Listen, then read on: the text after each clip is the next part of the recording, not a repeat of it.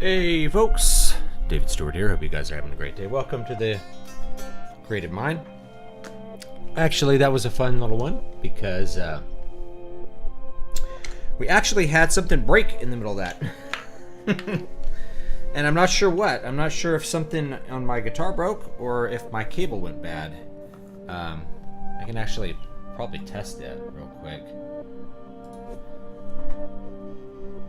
I think the cable went bad in the middle of that, which is too bad. This is a brand new cable. Wish I could say I had good luck with Fender cables, but I have not. Like, I've only owned two, and this is like 0 for 2 for like breaking without me doing anything to it, really. And I'm not sure where it broke. If it broke down there, or if it broke like on this connector. Anyway, yeah, this should be...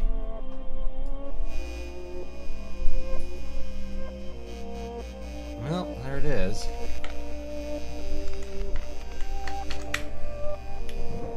Now it's working.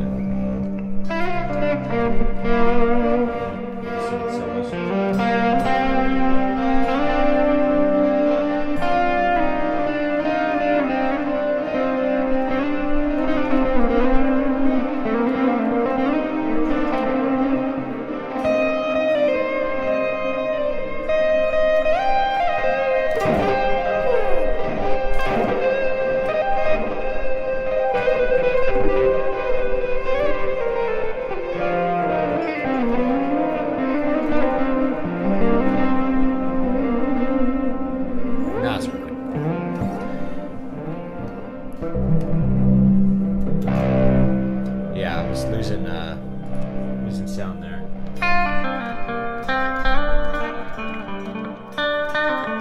I still hear it popping.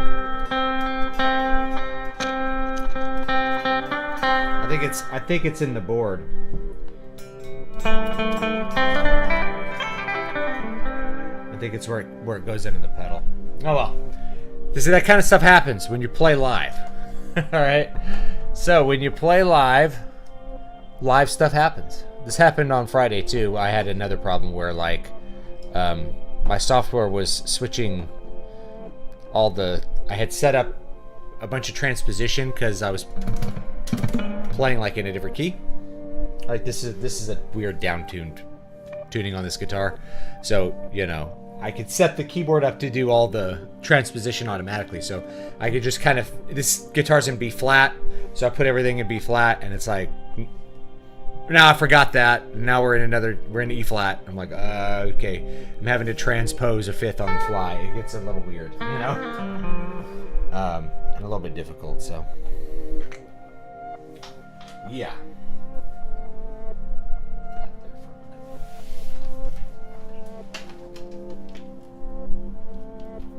Okay, Creative Mind. Today we're going to talk about the will. One of the powers of the mind is the will, according to St. Thomas Aquinas. So we're going to talk about how the will affects creativity, because it's part of one of our mind powers, but it's something that's really essential. We talked about inspiration, right? You have an idea, that's your inspiration. I have this idea. You know, it's Aliens meets Lovecraft. That's my idea. Okay, so there's your inspiration. There's the inspiration part of it. Aliens meets Lovecraft. So the other part of it, which is really important, so I'll go through all 5 parts of creativity, which is inspiration, will, skill, effort, and then finally valuation. And will and effort might seem like the same thing, but not quite, because your effort happens over time. It's kind of continually engaging the will to do something.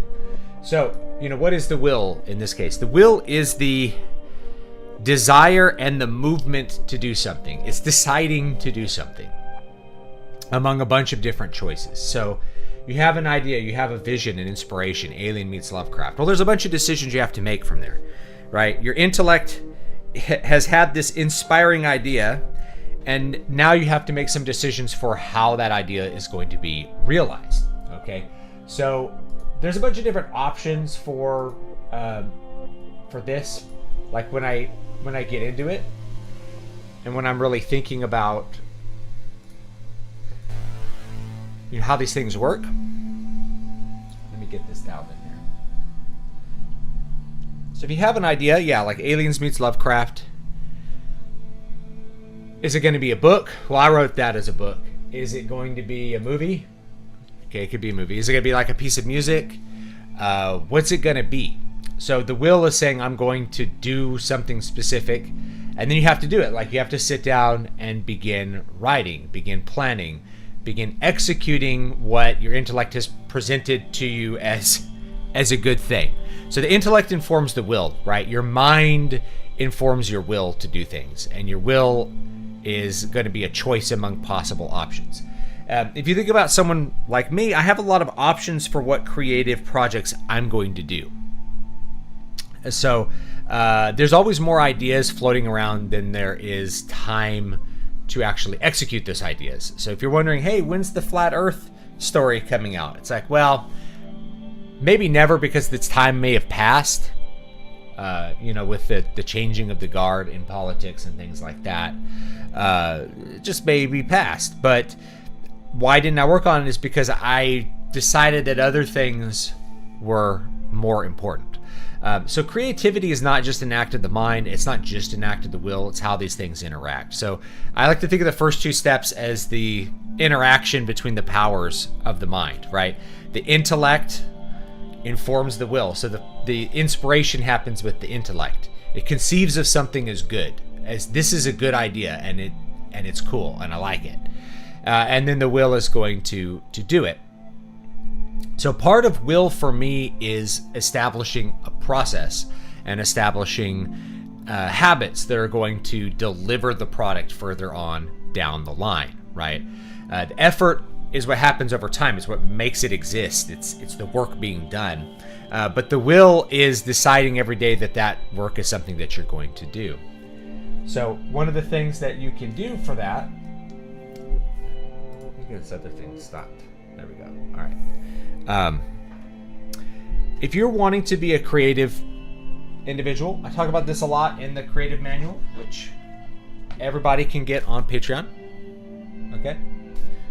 It's good. Get on Patreon. Every patron, I think, of the $3 level and above, gets this, plus all of the transcripts from all the stuff that I live write on the show.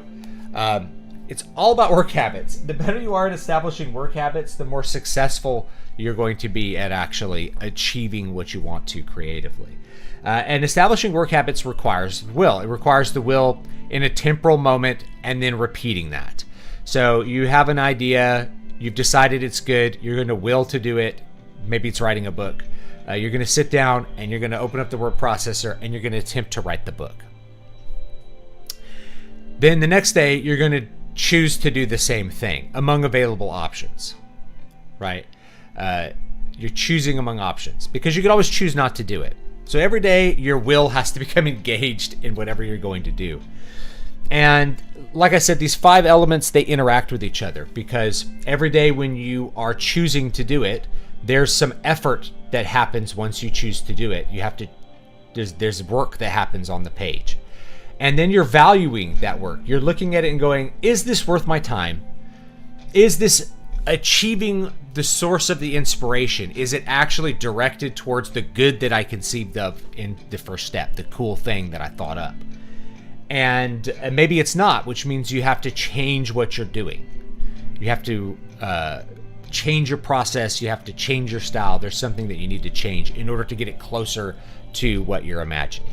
Okay, so the will is a really important, often overlooked part of this. A lot of times when people think of creativity, it's basically magic. Like it's like somebody who writes a book is a wizard. Now I write books live. I just created like some live music, including live music with hiccups where like my guitar stopped working partway through it, so I had to switch to synth, and that's fine. That kind of stuff happens live. You got to learn to deal with it.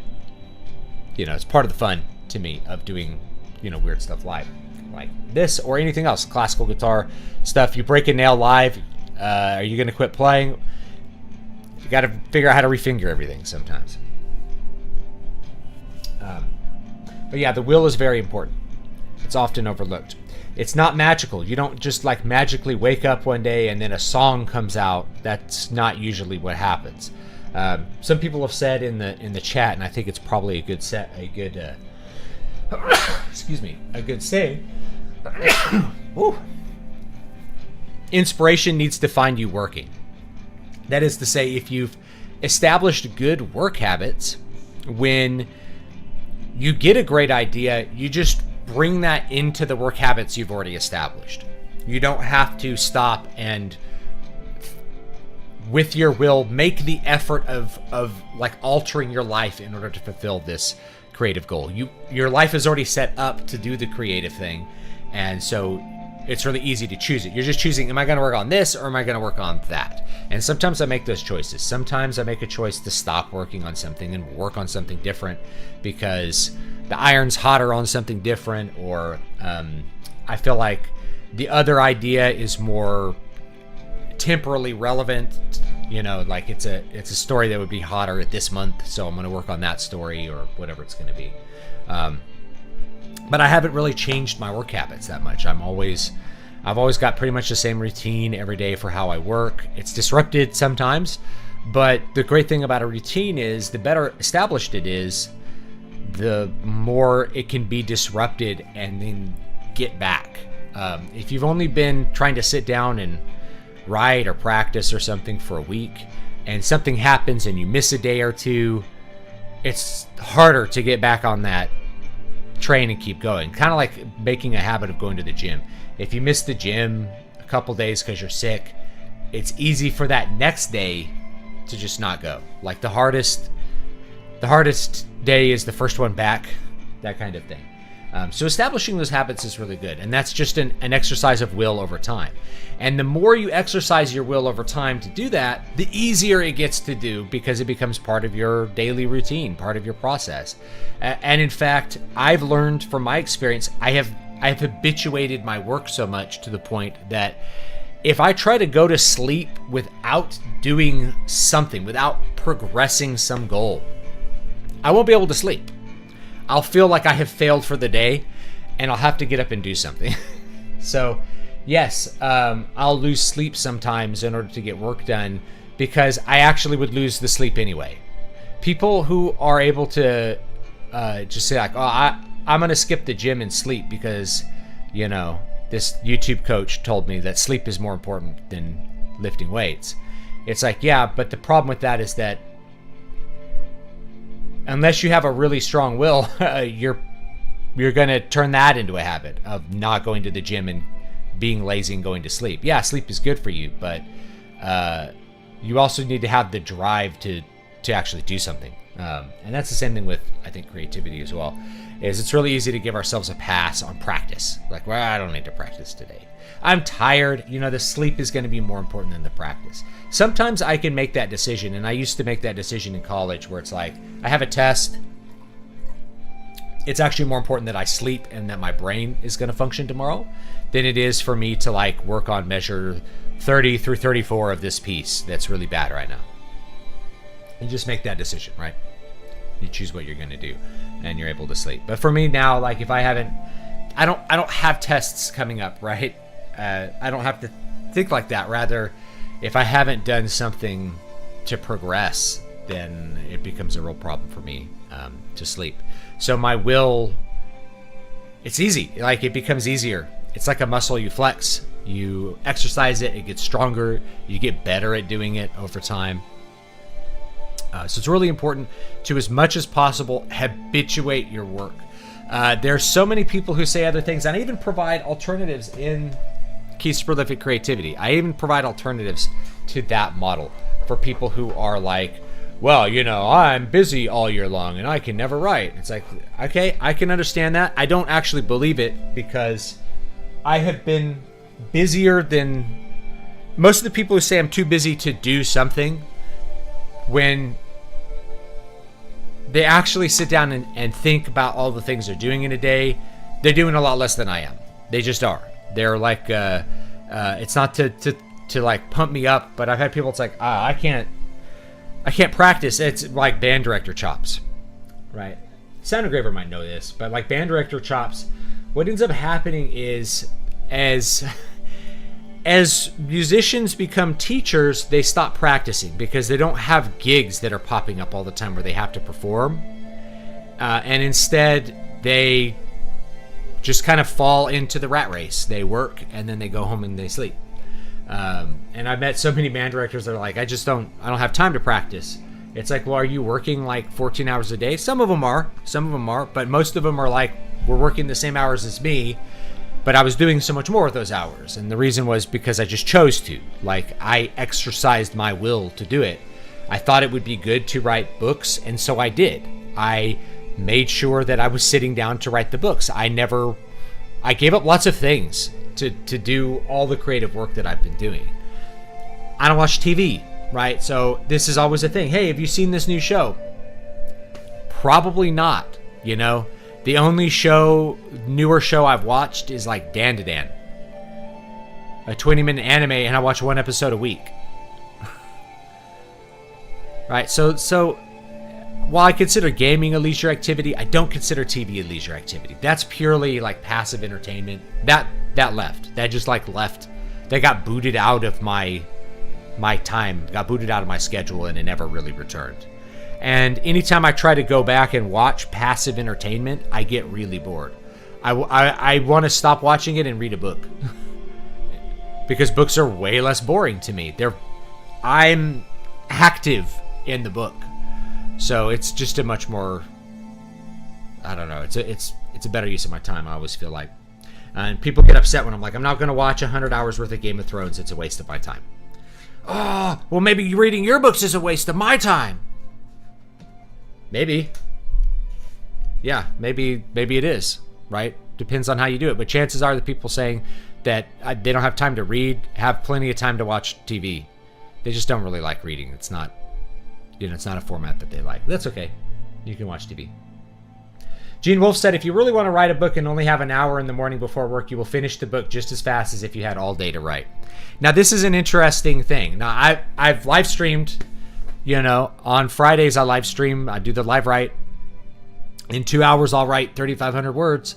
There are plenty of newer authors that can't get 3,500 words done in a whole week. They'll spend all week writing that 3,500 words. And I do it in 2 hours. Why? Part of it is I'm better practiced. I have that third part. We have, you have the inspiration, you have the will, the skill, the effort, and then you have valuation. I have that skill part because I've practiced a lot. So it makes it easier. It really does. And Gene Wolfe, at the point that he said that, almost certainly had the skill part down. Gene Wolfe was a master. And he could do this stuff just like breathing. Probably. Same thing with someone like Michael Moorcock. Michael Moorcock could write a book in a weekend. Robert Jordan did write books over like spring break. He was a teacher and he was a writer in his spare time. So he wrote, there was a Conan the Destroyer tie-in novel that he wrote. I think he wrote it over his spring break.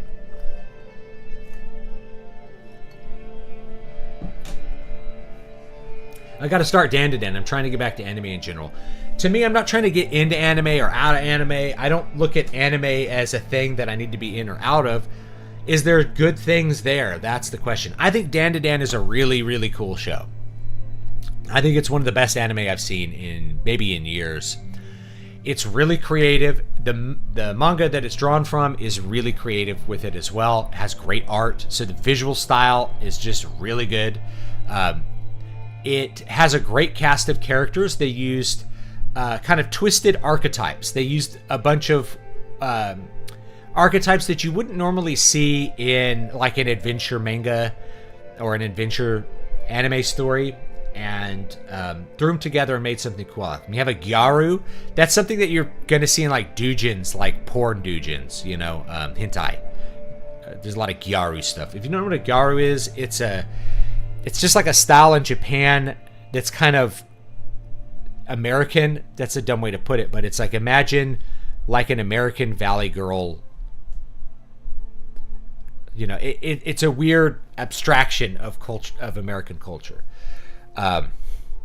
You have an Omega male, right? He's not a hero. Omega males are people that everyone hates, right? He's just like the bottom social totem pole.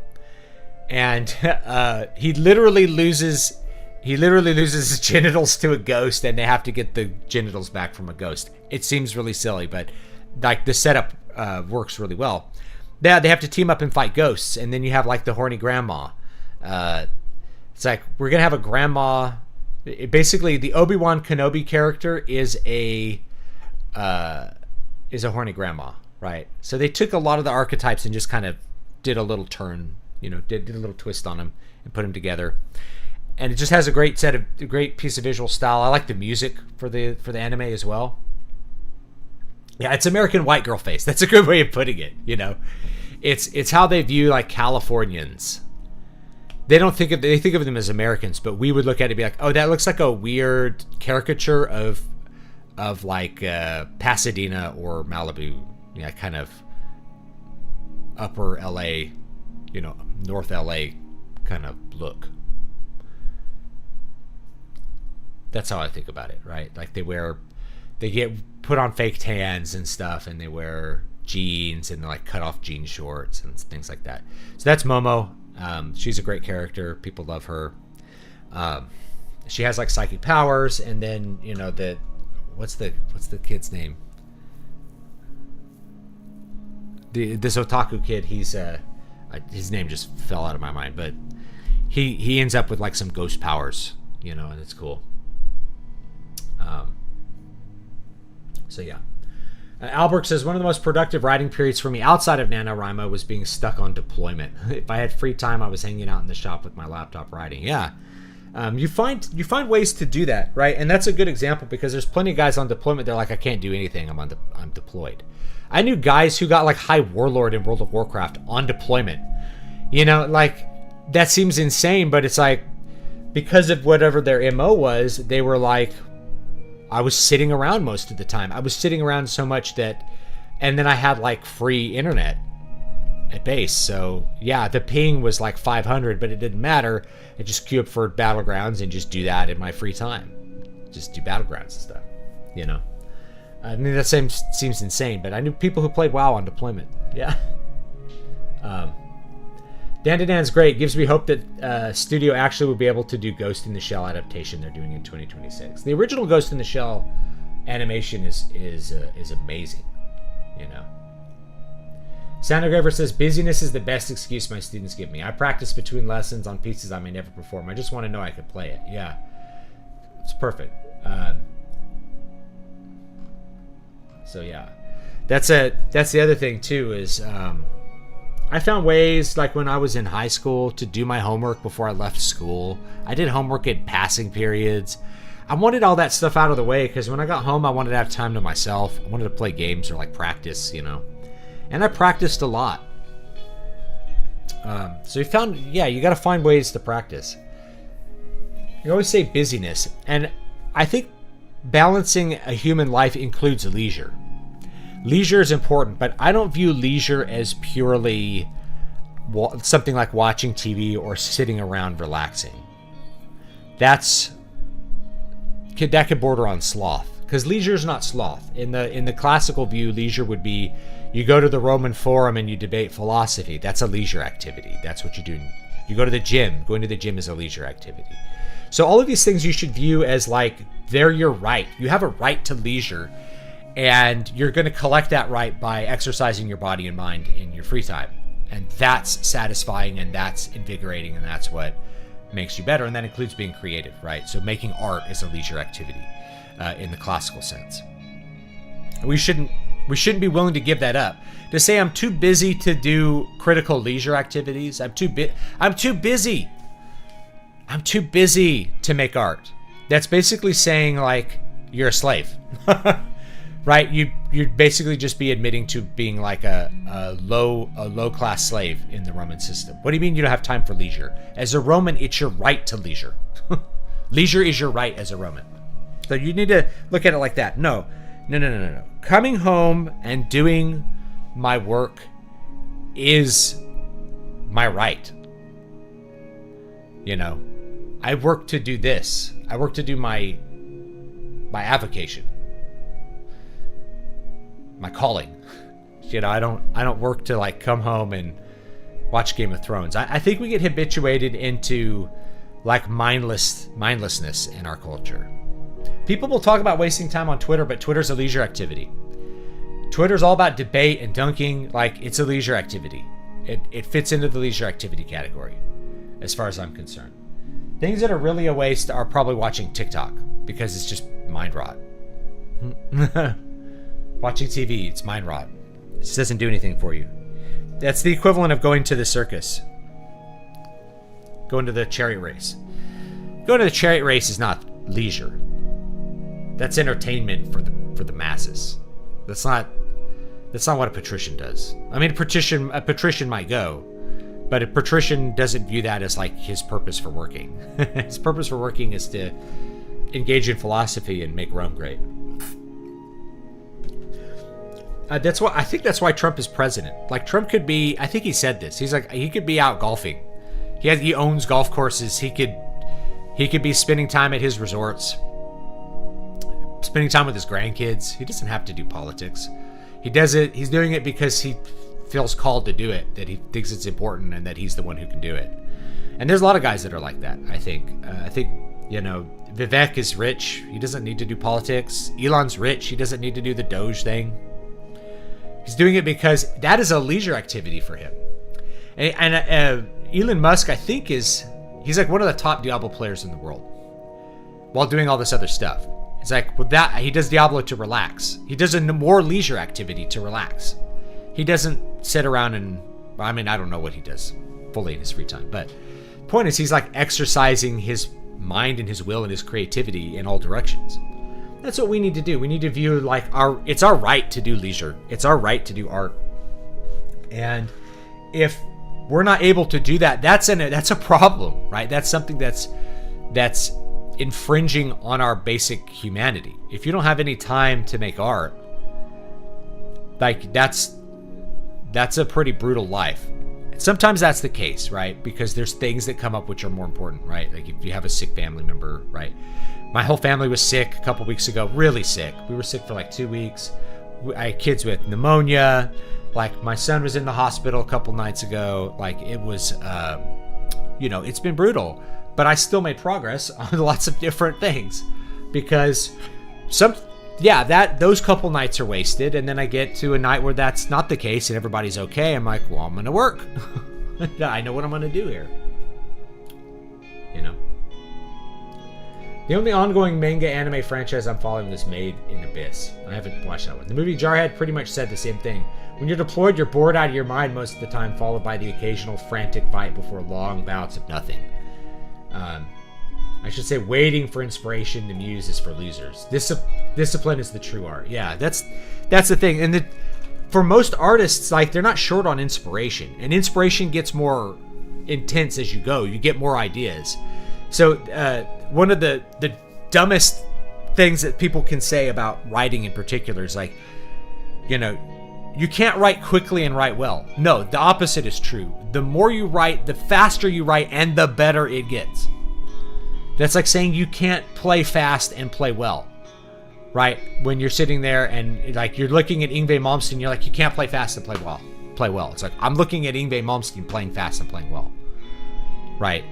You can't play with passion and play fast. I'm looking at Yngwie Malmsteen, and he's one of the most passionate electric guitar players that exist.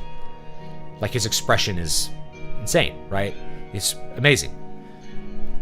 So no, I like what Yngwie said. Less cannot be more. Only more is more. How can less be more? It can't be.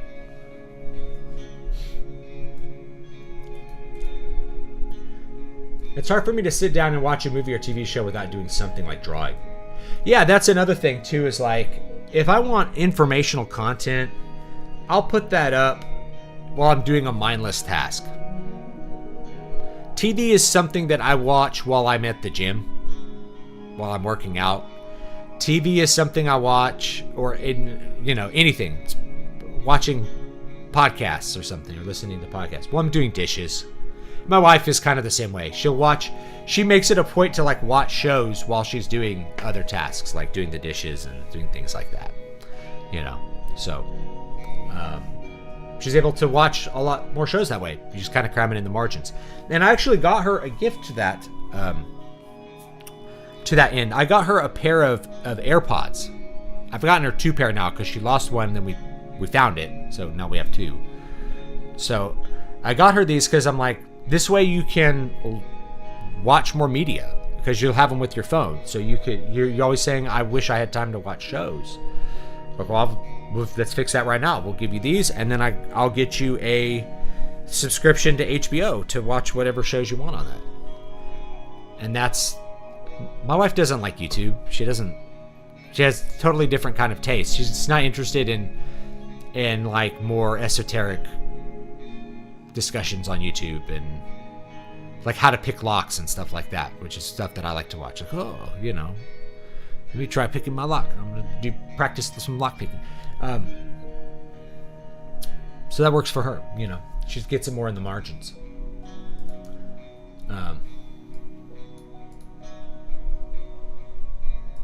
So the word so Hardwick makes a good point. The modern concept of leisure may be based less on Roman concepts and more on the Hebraic understanding of leisure based on the Sabbath, which started when God stopped creating and rested for a day. But that's rest. That's like a Sabbath thing.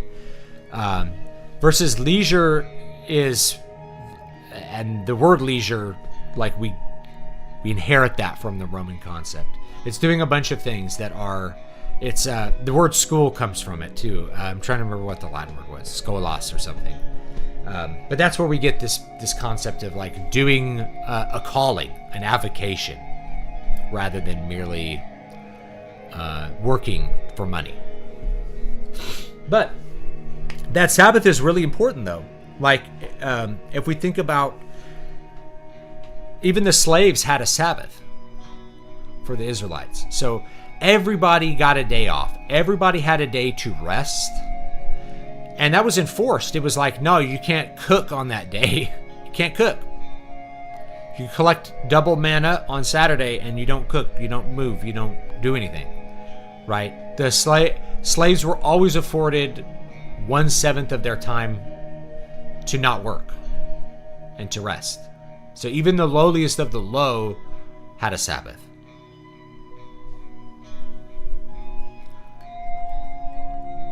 I think that's also important. I think everybody should have some time to do fun things, right? If you're just working on, to me, work is fun, but even then it's still work. So I always try to make time, like if you're thinking about my habits, I'll work. Then before I go to bed, I'll read or I'll play a game. And I have to disengage from my work because I'll just think about it nonstop if I don't. Disengage, do something else that engages my intellect away from my work.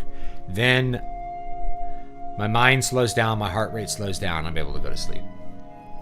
If you want my night routine is get the kids to sleep, then I'll exercise, then I'll do my creative work, then I'll do other leisure or, entertainment activity to wind down, and then I go to sleep. And if I don't have a lot of time, I just shrink those things. Maybe the kid's up pretty late. Well, I'll do 20 minutes of exercise, I'll do 30 minutes of work, and I'll do 30 minutes of relax. The kids are in bed early, I'll exercise for an hour, I'll work for an hour and a half, and I'll do like 45 minutes of downtime, and then I'll go to sleep. How do you get yourself out of the work mindset? I have an issue valuing anything outside of it. I still do them, but feel like annoyance. But they feel like annoyances, and it feels wrong. At the same time, I have to get other things out of the way to be able to focus appropriately. Yeah, you just have to. To me, it's always about aligning priorities. So to get out of, depends what you mean by like work mindset. So I will wind down at night to be able to sleep. As far as doing creative work, a transitionary phase is helpful. That's why I exercise before I work, right? So, before I do creative work. So whatever I was doing before, I have this phase where I'm focusing on something new that requires all of my focus, and I have to disengage from that other activity and the other thoughts of whatever it is. And then when I'm done with that, then my mind is free to think about and conceive of my creative work. I'll usually eat a meal, by the way. So there's another transition, right? I exercise, I eat the meal. While I'm eating the meal, I'm thinking about the creative work and preparing myself for that. Then I do the creative work. Then I, play a game and go to sleep.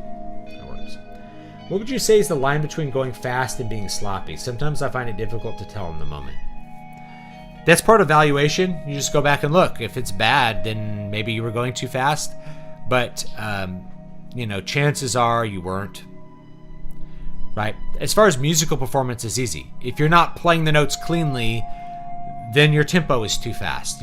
For practice, you need to slow it down a little bit to figure out how to get those notes cleanly, and then maybe speed it back up a bit. But even then, I'm a fan of speed bursts and things like that, practicing things fast. I don't think you can really learn to play fast without trying to play it at a fast tempo. I think if you're like, I learned it at 30 BPM and now I'm going to slowly speed it up, it's like you're in for a long haul, dude, because you're going to get to 80 and you're going to find nothing works. For me, I think it's better to start close to the tempo you want to perform it in, find those passages that you really can't play and do those slowly to get the fingerings down, and then try to do it fast. Try to get to that faster tempo as quick as possible. That's something I've learned from years and years, is that the idea of like, we're going to start slow and slowly speed it up. It's like you're in for a long haul with that, for anything that's not like a mid-tempo piece, because you'll find that your hands work differently fast than they do slow. They just do. A slow movement engages literally different muscle fibers than a fast movement. So better to try to play it fast. And I like what Yngwie said. He's like, I never practice. Whenever I pick up my guitar, it's like a performance. So he doesn't view it as practice. It's purely playing. It's performing all the time. What would you say is the... Okay, so we asked that. I watch stuff rarely, usually as a social activity, like when we would watch Arcane as a big group and turn it into a dinner and chat thing. No patience for television on my own time. To me, I can't... It's like watching something socially is very weird to me. That's kind of an odd thing to me. It's like watching a thing socially. Because it's passive, like you're quiet. To me, it's like doing a tabletop game would be a social activity, or like going shooting or something. That's a social activity, something where you have an opportunity to talk, or hunting or fishing. Those are social activities. For me, that varies. Okay, I realize I haven't promoted what's going on this month. So first of all, join my Patreon. I don't have a book up for December yet. I haven't decided what it'll be. So if you're a patron and you want a particular book, please let me know. I'm going to put out a big anthology. I'm behind on this because the amount of stuff that's been going on in my life lately. Normally I would do this in a day and it'd be out, but I wanted to fix a couple things in some of the books. So I've been doing that, and that's just been taking more time, and I just have not had a lot of time. Another thing I've been dealing with is like my dog is dying. So she's over here. She's laying down. She's good for now. But we're in like palliative care area. So it's pretty much time to let the dog go. And that's really hard. I've had this dog my whole marriage. I've been all over the place with this dog, and worrying about her has like cost me time. I couldn't sleep last night because I was just worried about this dog. I was just like, I don't want to put this dog down. But we're definitely in the area of there's more bad days than good days, and now we're in a long stretch of generally bad days. She's not really herself anymore. She's coughing all the time. The medicine we were using to control her coughing, she's got heart failure and this like collapsed trachea condition. There's no cure for either of those. They're only going to get worse. And so now that the cough medicine's not controlling it, we are entering the territory of like, now she's beginning to suffer. And it's hard because even last week, like I took her to the vet and she had the best time. She loves riding in the car. So she just had the best time in the car ride. It was like the best time ever. And so you're like, I can't put the dog down. But it did, we turned a corner. It got worse. We've turned a couple corners in the last month or two. And we've been managing this for a long time, but she's still been herself up until like a couple days ago. She had a good Thanksgiving, though. Yeah. It's hard. It's hard. And it's hard to make the decision to euthanize an animal. But, there's no good that comes through an animal's suffering compared to human beings, right? Animals do not, they do not enjoin Christ's suffering on the cross. They're not made in the image and likeness of God. They don't have intellectual souls where they can contemplate the meaning of things, where suffering can draw them closer to Christ. That's just not part of their existence. Their existence is in the here and the now. It's a sensory thing. So when the senses are either dulled because we have to put her on pain management, or we're giving her like an opioid cough syrup, it kind of bonks her out, right? When the senses are pain, when there's not the joy in the goods that animals understand. Like, animals understand good things. They understand goods, right? They smell a hamburger and they're like, that's good. And it is good. It tastes good. It nourishes their body. They know to seek the hamburger. And so that's a sign. When an animal is no longer seeking goods, then they're probably in an area of suffering, and there's not a lot of benefit that they're getting to life. They're not enjoying it. You probably aren't enjoying them, right? A lot of people have different views on euthanasia, but most people don't believe it's wrong to euthanize animals. Rather, they think it's wrong to euthanize humans. And there's a lot of debate on why you shouldn't euthanize humans, and a lot of good reasoning behind that, which is that human suffering is not... you can only really believe that human suffering is meaningless if you believe existence is meaningless. So it's against human dignity to just kill a person as if they're an animal with no intellectual soul, no immortal soul, no ability to gain something. And, we as bystanders gain something even when somebody's suffering. Like, they're still present in our lives. We're still learning from them. There's goods that come from suffering spiritually. Animals don't have that. So that's the corner, and that's the thinking that you have to consider when it comes to an animal. Is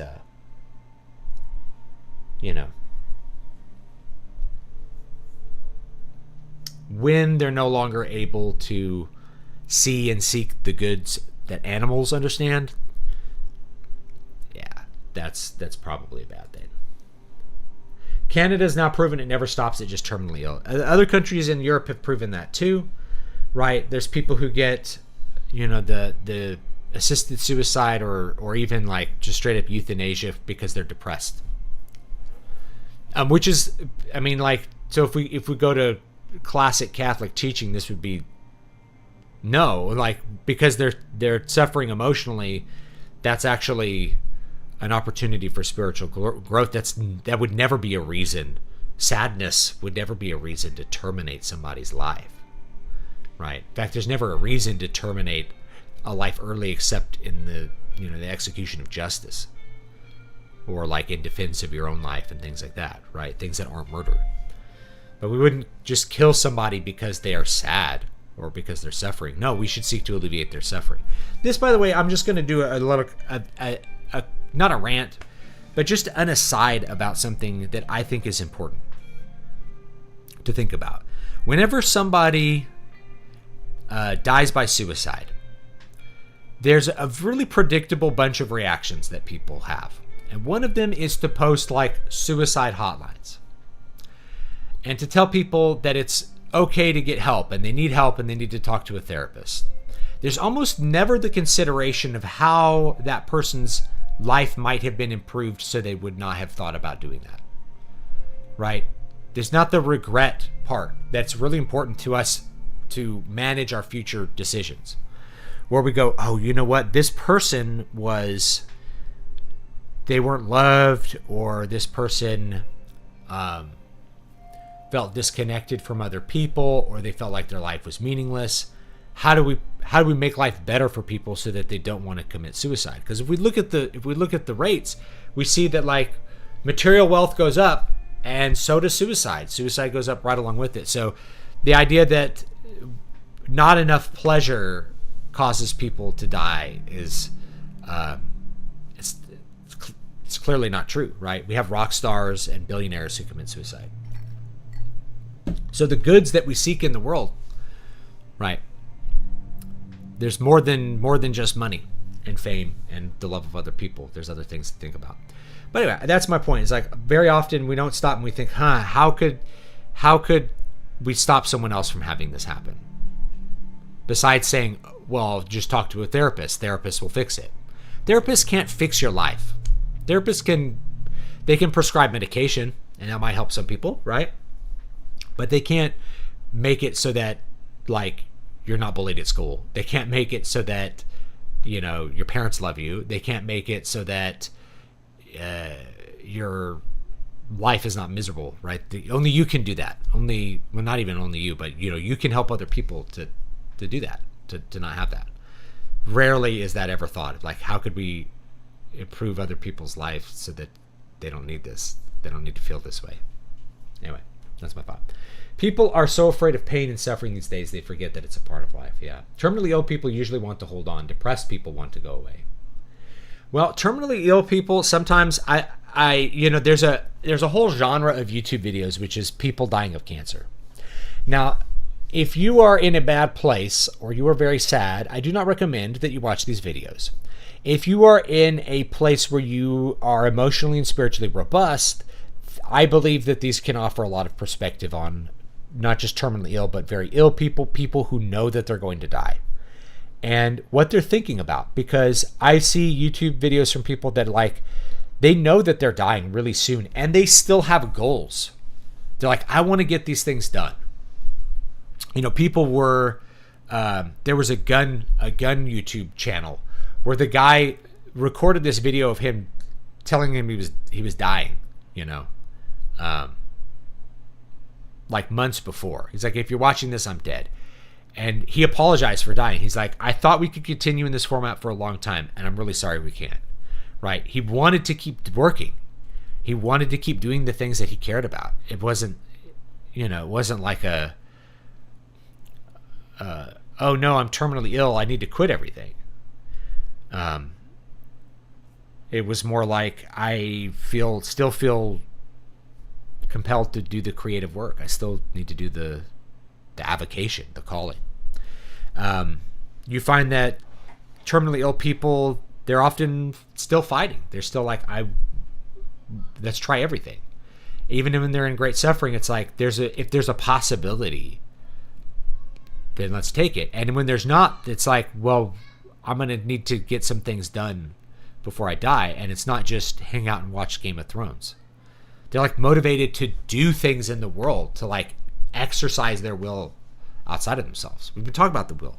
Their will actually gets enhanced through that. And it's the same thing with like the person doomed to die becomes penitent, right? There's a good that comes from execution, which is that the person who is condemned to die must reflect on his actions, must reflect on his soul, has an opportunity for contrition, has an opportunity for confession, has an opportunity for absolution in a spiritual sense before justice is executed upon him. Knowing that the justice is inevitable, it creates a focus in what you need to be doing. Like, what's the most important thing? If you're being executed this week, what's the most important thing? It's going to confession, probably, right? Right? It's getting right with God. It's figuring out the spiritual side of it, because there's not enough time for you to fix everything. You can't finish your book now. There's not enough time. There's only time to do one thing. Fix your spirit. Yeah, Paul Harrell, that's him. Thank you. Yeah, and so it was this video. He's like, my hip just shattered. My hip shattered because it was basically full of like cancer cells, which really sucks. And I've known some people who went through very prolonged bouts with cancer, and it's brutal, but to deny them that struggle is also to deny a part of their humanity as well. To say like, no, you don't get to do that. We're going to put you on the MAID. We're going to put you on the euthanasia list because it's cheaper. It's cheaper. That's what I think a lot of that stuff comes down to. I have a severely mentally impaired brother that can't reason past the toddler, despite being an adult, can't even talk. Would it be morally okay to end the suffering of a mentally ill person? I don't think so. No. And, because I've dealt with people with like profound disabilities, the Nazis would say, not only is it okay, but you should, right? Not all the Nazis, but, when you look at a person purely in the functions of their utility, then you have denied their human dignity. There's more to a human than their utility for other humans. And I believe personally, in a very wide net of salvation, right? Just because a person is, has severe intellectual disability doesn't mean that they aren't capable of, believing and having eternal life and having their brain fixed in the resurrection too, right? Neurons aren't working here. Yeah, it makes it hard. You can't use your brain right. I don't think you have to have all your faculties to choose that stuff, And also you have to think about, yes, somebody maybe has like classic autism. They're like deeply withdrawn and nonverbal. They don't talk at all. They're still a human being, right? My dogs don't talk, and I wouldn't just put them down, right? I now have this suffering discussion. If they're suffering, do you put down a mentally disabled person? No, but you can provide palliative care, which means you can alleviate the suffering as best you can for the natural death to happen. And that, that's what happens with, kids with like Down syndrome and stuff, or not kids, adults with Down syndrome, is the heart problems and stuff catch up with them. You wouldn't euthanize someone with Down syndrome because their IQ is low, right? No, you treat the heart condition and you provide palliative care when they're in heart failure, and you realize that person's interaction with your sphere also provides spiritual goods. That just because they are not, teaching you something like here's information, they're teaching you spiritual lessons which have value as well. So yeah, I just because somebody's impaired, it's like if somebody can't walk, do you euthanize them because they don't have any utility to society? They're suffering. Well, no, you don't, because they're still a human being. They still have choices and will to exercise in the world. My dad and stepmom have a friend who's dying of cancer. It's very rough, but they're trying to make the most of it, the time she has left, do all the things she wants to do. Yeah, that's kind of like the Make-A-Wish thing, right? It's like, what's a big thing that you would wish to do before you died? It's like, let's go do that. I've heard the Make-A-Wish Foundation's actually not very good. But I had a friend who, they thought he was terminally ill and he survived when he was a teenager, and his thing was to meet John Williams. So he got to meet John Williams for his Make-A-Wish Foundation thing. Is it right to impose suffering on someone who doesn't want it for a principle or belief that they don't hold? That's a complicated question, right? Impose suffering. What does that mean? I can't, what do you mean impose? Like inflict suffering, like strike them. I can't impose suffering. I can inflict suffering by imprisoning them or hitting them, right? Who doesn't want it for a principle or belief that they don't hold. Well, the criminal doesn't want to receive 40 lashes, right? His principle is to not get beaten for his crime. But that doesn't mean you don't beat him. Right? There's many cases where you inflict suffering against people's wills because they're criminals. I can't impose suffering on someone. That I don't impose suffering on a person that's dying of cancer. I didn't give them cancer. Right? I'm not imposing their suffering by saying, I'm not going to kill you. Me not exercising my will to kill a person does not equal imposing suffering. To impose is an active act. To inflict suffering is an active thing. I didn't cause someone to have cancer or to be sick. I didn't cause that, but I can try to alleviate the suffering, right? We can provide palliative care. We do that with terminally ill patients, right? We give them palliative care. I know we've tread far off of like talking about creativity and will, but it's just something that I think about sometimes, and it's on my mind because I have to, euthanize an animal. My father-in-law beat stage 4 cancer and refused to acknowledge in front of us that he was sick. Still continued to work through treatments and has been in remission for 2 years, mind over matter. I wouldn't say, I'm always cautious to say mind over matter, but the will never died. The desire to do things in the world didn't die. And I think that can make a difference, though. Like, I think that changes how you make choices. I'm going to choose to endure treatment because I believe it can work, even if it's unpleasant, right? I've known lots of people that, like, they fight cancer. It's literally a fight, right? They endure suffering to treat the cancer, Not only is my brother unintelligent, he's also so violent that he's currently in a care home. I've known people that are like that as well. Autistic people who they have to be managed at all times. And that's unfortunate. But I don't believe you can kill them. They're still a human being. I think he's saying to keep someone alive if you hold faith, but they don't and want to die. Okay, so they don't and want to die. So what does that have to do with you? They say, Billy, I want you to kill me. This is like a South Park episode. You are not under any obligation, whatever they think about the end of their life, to assist them with suicide or to euthanize a person. If they believe that they should be able to commit suicide, that has really nothing to do with you. In fact, if you don't believe that, and if you believe suicide's a grave evil, you would be obligated to not give them any of those means. So assisted suicide would be off the table too. Just like if someone says, I'm suicidal, give me a gun, you wouldn't do that. If they were healthy, I don't believe you can do that when they're ill either.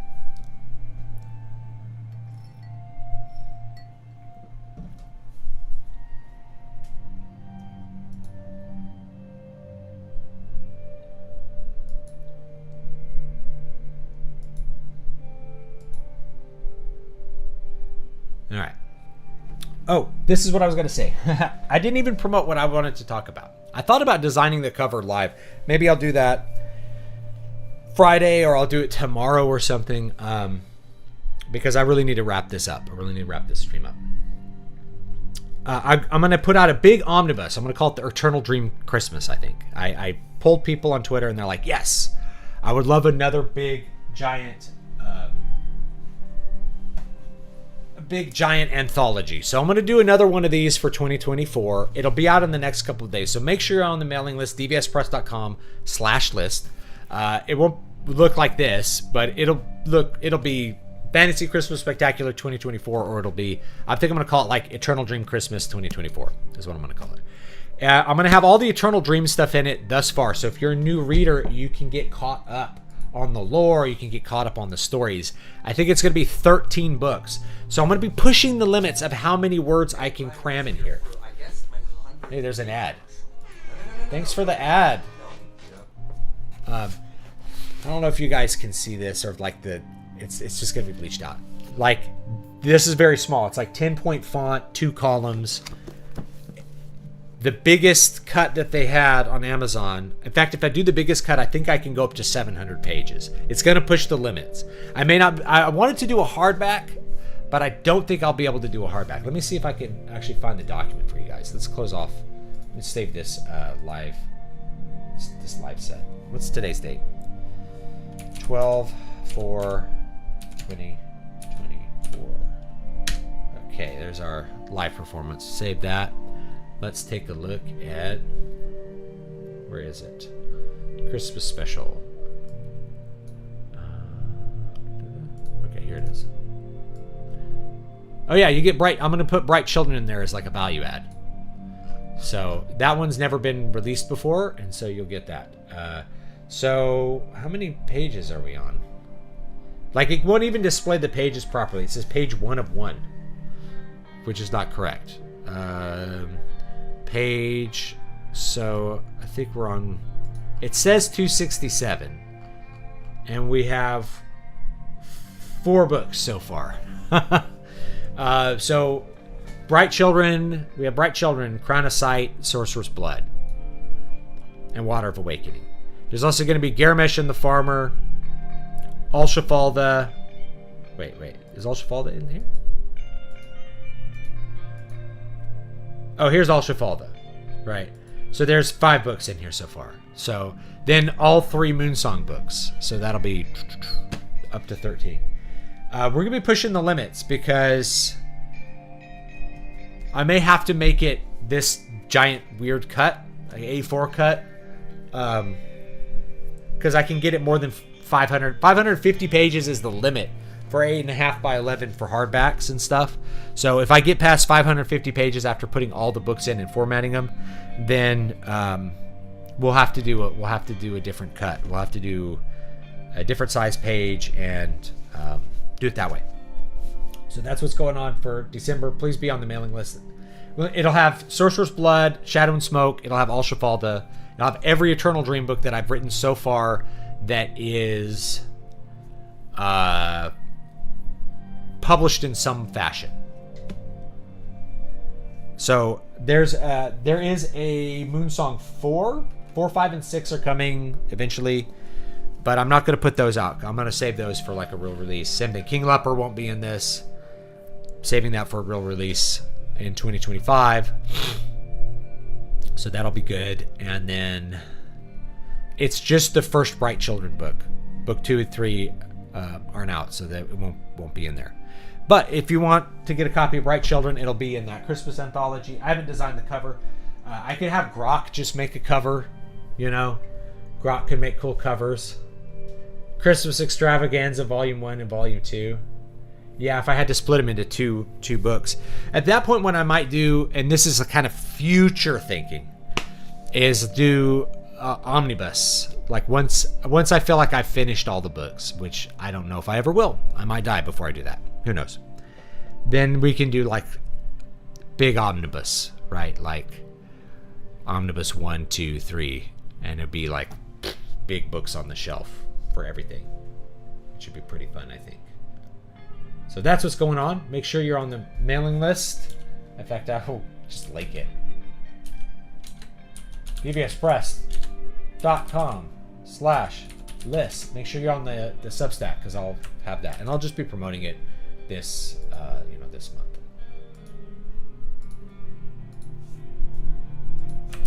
Yeah.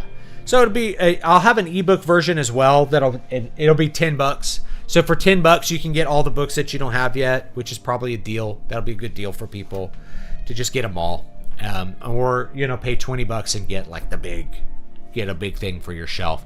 But like I said, I wanted to go through and clean up some things because there was little typos here and there that I never got around to. There was little things that I wanted to change. Little details, sort of as I wrote books, there was like a detail that might have been slightly wrong here or there that I really wanted to fix. And so if I'm going to put them all in a big omnibus, this is like an opportunity to just do all those quick little fixes. So I should have the interior part formatted by Friday, and then maybe for the live write, we can design a cover and publish the book, because people love to see how that publishing process works. I'll show everybody how I format the interior. We'll get the page count. We'll design an ebook cover. We'll turn that ebook cover into a wrap that goes all the way around. And I'll show you how to do all of that. I did all of that live for Sorcerer's Blood, so we can do it for the Christmas thing, and then it'll be out Saturday. A little bit late. Better to get it out December. And that'll only be available through the early January, and then it'll be gone. That's what I do with these. I had the Krampus Christmas. They're like December only books. It's just rather than having a book sale, it's like, let's do something unique. Let's do something different for that, and maybe you're a newer reader and you haven't read that many books. Well, now you have all of them. You'll have all the fantasy books. for that universe. So if you're interested in digging into the lore, and I have stuff planned that goes way deep into the future. I really need to not die because there's a lot to finish. At the same time, one of the things that I do with my books is I try to make every book a complete story. If you get Water of Awakening, you get a complete story with a beginning, a middle, an end, and a resolution of the main conflict. Okay? That's what you get with this one.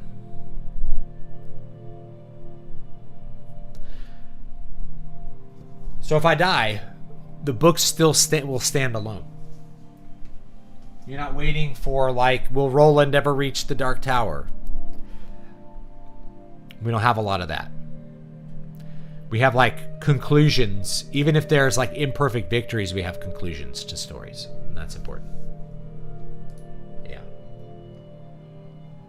So I'll probably do that Friday because I'm a little bit out of time today, and I do want to wrap it up. If you have any other questions about this, let me go over real quickly just the show topic and the topics I've been doing. So there's 5 sources of creativity. Creativity is a combination of 5 things that you do and experience. 1 is inspiration, 2 is will. So we talked about will today. So the inspiration is the idea. The inspiration can be something that you actively do, saying I'm just going to combine Pokemon and guitars. I don't know, whatever. Or it could be something that just kind of comes to you. It's an idea. The will is choosing to act on it and figuring out how to act and making the choices for how you're going to act to bring it about. You can hear my dog coughing right now, maybe, right?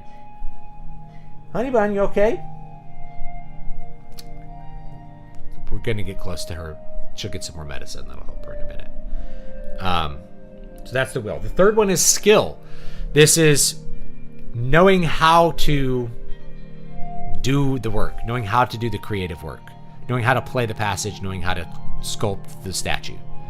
The fourth one is effort. This is something that happens over time. It's the accumulation of doing things. It's the result of doing it. Okay, is the effort that you've put into it. So if you exercise the will one time, the effort isn't really there.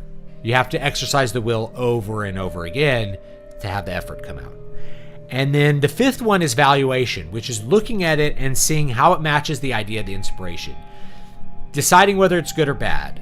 Deciding how it could be better. Deciding how the next project will be better. As well as looking at other art and valuing that and putting your creative work in the context of other work. That's valuation as well. So the evaluation happens at every step of the process. Inspiration happens at every step of the process. The will is engaged in every step of the process. Skill is part of every step of the process. There's a skill to inspiration, I think, too. And then, of course, effort is those habits that we talked about. Exercising the will over and over again and having things happen, having a result to your effort, right? A result to all of these things. That's the effort part. It's the result. Okay, so that's that. You mentioned Grok. Do you still use Midjourney and all? Nope, I canceled my Midjourney subscription because I wasn't using it enough. If I was doing AI book covers all day, then I would use it. Or if I needed image generation for some project, then I would totally re-up it. It's a great image generator for what it is. But I realized the practical applications of AI for what I do are rather limited. I just use it for thumbnails. So Grok does a perfectly adequate job, and in some cases even a better job, I think, than Midjourney. Though Midjourney I still think is superior for more creative looking images. Let me see if I can see, do I have a history of Grok images? Grok still does pretty good stuff here.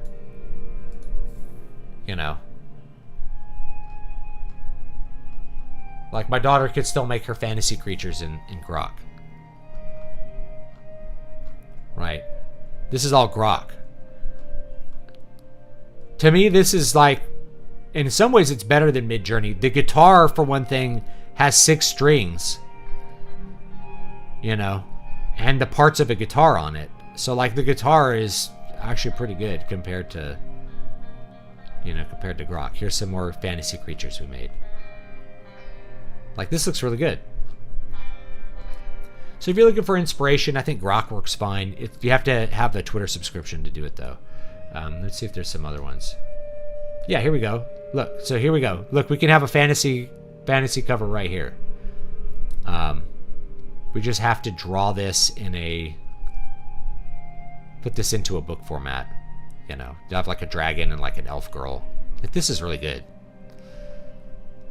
You know, and it totally goes with kind of my ethos of being silly and fun for Christmas rather than like, oh, I'm super serious with my fantasy books.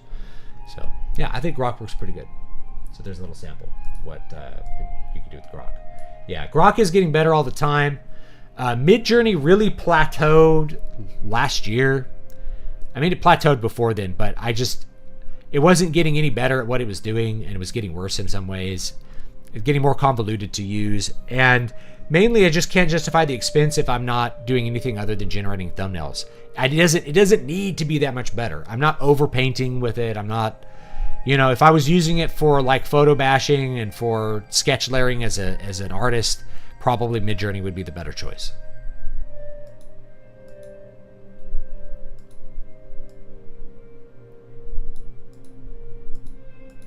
So Midjourney's rolling out an image editing feature for long-term members. You can upload images and selectively edit parts of them. So that's in Photoshop already.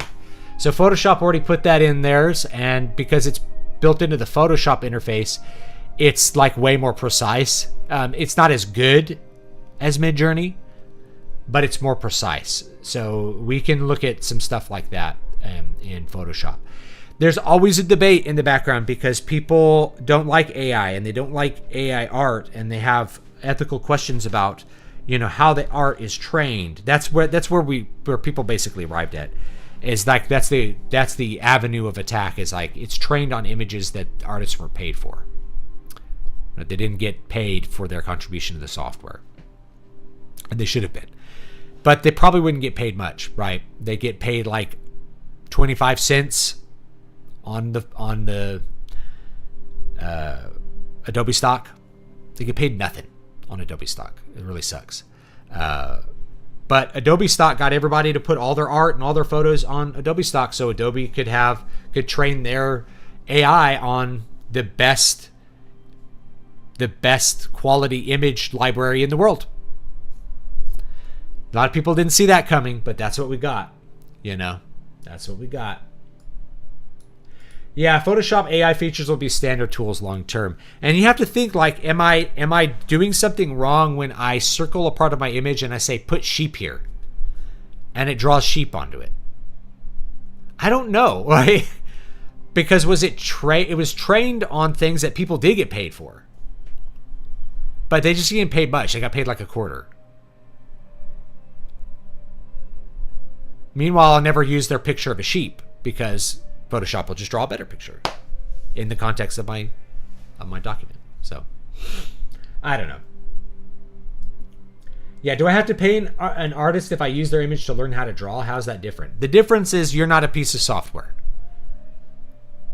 You're a human being. So that's the big difference. And that is the difference that people are relying on for their argument, is that, you are contributing to software, which is an intellectual property, with your intellectual property, but you're not being compensated for it. Whereas another artist learning how to draw by doing valuation of your work or by copying it, isn't putting their copies out for sale, right? So like I can get Midjourney to draw a copy of Superman, and it's probably based on a lot of different other artists' drawings of Superman. And then I'm going to use that image of Superman. Right? There's a little moral question in there. I see too many good generator accounts on X and think it's going to go away. Thank you, Sound Engraver. I appreciate it. We love that dog. It's been hard. It's a hard thing. I've been grieving that dog a lot because, this dog survived a ton of crap. We inherited this dog. We didn't want it. We're like, man, we'll just hold on to the dog till it dies. We thought the dog was like 12 and was going to fall over dead immediately. That was 10 years ago. The dog has hung out since. The dog got attacked by a giant dog and almost got killed. She survived. Right. She survived living with an alcoholic who didn't feed her before we got her. The little dog has survived all kinds of crap. And I have not felt like she lacked a joy for life until this week. Even like Thanksgiving, she was super happy to eat the turkey. She's coughing, didn't feel great. But she was really happy to eat table scraps. She was happy to go on car rides. My wife took her on a car ride the other day. She just didn't really care. So that's kind of sad. I took that dog with me across the country in my truck. She was like my truck buddy. She had the best time. But she got kind of bored of the car about an hour. She's like, wait a minute, this car ride's not ending. I'm going to go to sleep. An artist can train a program on their work alone, but it takes far longer, of course, because these programs are most effective with hordes of art to be accurate. Yeah. And so, yeah, that's the moral question is like, does that artist deserve to be compensated for the training data? And I don't really have an answer for that because if we make the human analogy, the answer would be no, but it's a piece of software. It's not a human being. It's a piece of software. Right? If you take away the artist's reference library, they could still draw, paint, etc. If you take away the AI database, it can't operate. That's a great point. Boy, that's a great point.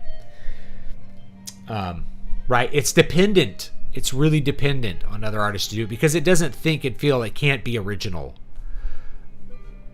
You know, it's mixing things up for other artists. I think it'll be a tool. I think we're still adjusting to it because eventually I think it'll become kind of a standard thing. And I also don't think artists are going to go away because artists, like a machine doesn't have those 5 things. So these 5 things that we talked about with creativity, a machine can't have those. A machine can't have inspiration. It can have a source for its data, but it can't be inspired. It can have an idea that it thinks is cool, right? It can have an idea. So it can't have inspiration. It has no will. It does what you tell it to do. It can't will anything. So there's no will to AI. AI doesn't have will, so it lacks the fundamental qualities of a mind. You know, even if you were to try to say it has intellect, it doesn't have will, so it's not a mind. Okay. Does it have skill? Okay. Maybe it has skill, so it has one of those. Because it can produce the images. Does it have effort? Yes, it can produce things. So it has 2 of the 5. It has skill and effort. Can it produce valuation of work? It can't. It can't value the work as good, bad, gross, ugly. It can't make those valuations. That's just not part of it. It runs commands. It's a software program. So is it the same as a person? I don't think the analogy holds up very well because it's only hitting 2 of those 5 things. It has the skill and it can produce effort. It can produce work, but it can't value it and it can't be inspired by it and it has no will of its own. It's a soulless automaton. I wonder if horse and buggies complained this much when cars started popping up. That's always like the joke. It's probably more locomotives. Locomotive companies, I would wager, were the more serious thing, right? But I don't know. It's one of those things, though, that like, if you talk to artists on Twitter, pretty soon what they get down to is they actually don't care. They really just care about the money. And so the argument that the artists haven't been paid, it's like, well, on Adobe stock, they have been paid. They do get paid. But it's just nothing. Because the truth is most art is worthless.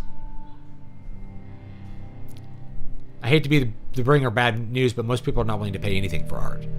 So AI art that's low cost is entering into a market where people are happy to just look at art on Twitter and never pay an artist for that enjoyment that they received. That's how it is. And so they view AI as a competition, right? Like if I can make this book cover, then I don't have to hire an artist to make this cover, to make like a Karen Byatt style cover. I don't. You're right. You're right. But for this, I wouldn't have been able to afford it anyway. What I could afford was using stock images, you know? I could use a stock image and kind of color it and make it part of the design. I can't afford to hire an artist, and I also don't have time. I don't have time for, like, I could email Karen Byatt and be like, hey, I want this. I want like a hot elf and I want her to be with a dragon, and I want your like lighting that you do, and I want a Christmas tree. And he'd be like, great, I'll have it for you in 3 months because I have 20 other jobs back. Okay, I'll pay you extra to do it today. He'd be like, I can't do it today. It's going to take a couple days to do it because I only have so many hours a day to work. You know, it would cost gargantuan amount. I'd have to pay him $10,000 to like clear his work queue and do me something tonight. There's no way I can make $10,000 on it. So in a time frame, an artist can't work as quick. The machine can work more quickly. So advantage machine, I guess. AI is probably like blockchain. It'll have some excellent, very specific use cases, but for most people, it's just a lot of hype and noise. I agree with that. I think that's a very poignant statement about it. Anyway, but I'm out of time. So make sure you are subscribed to the mailing list. Make sure you're on Patreon. I'll link the Substack as well. I try to publish an article a week there. I have a huge backlog of articles to publish, but I've been busy, so I haven't put one up this week yet. So we'll get one up. As an artist, you can still find work as somewhat something from a person, but it's hard if it's just doing character design or portraits. Yeah, the other thing is people get attached to the artist as the artist, and it's about the story of how the art, right? Because of those 5 things, a machine can't have all those 5 things. So if I picking up the new Winter Sun album, those 5 things are there. It's Yari's idea. It's Yari's inspiration. It's Yari's will to make it exist. It's his skills on the tape. It's his effort that we're enjoying. And it's his valuation. That's why it takes so long to release Time 2, because he has to make it perfect. That's part of it. A machine doesn't do that. It can make a rough approximation of Yari Menpa's work, but it can't be the same, right? So we like it because Yari did it, and the other guys from Winter Sun did it, right? We like it because Kai Hato's playing on it, and he's Kai Hato. We like it because Yari's on it, and he's Yari. We like it because, Yuka's on it, and he's Yuka. Oh my gosh, who's the guitar player's name? He plays for Megadeth now.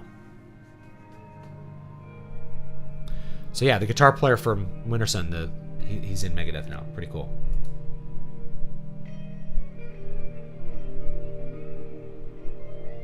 All right, I think that's it, guys. Take it easy. I'll see you next time. Have a great one. I love you all. Appreciate the prayers for the little dog. I love that dog a lot. And everybody, most people have had to deal with something like that. We had our rabbit die last week. That was really tragic. And I think we're going to lose another one. And I have another cat that's approaching the end, too. So sometimes that happens. Pet death lines up. It's very sad, but we can still deal with it. So anyway, that's it. I'll see you all next time. Have a great one.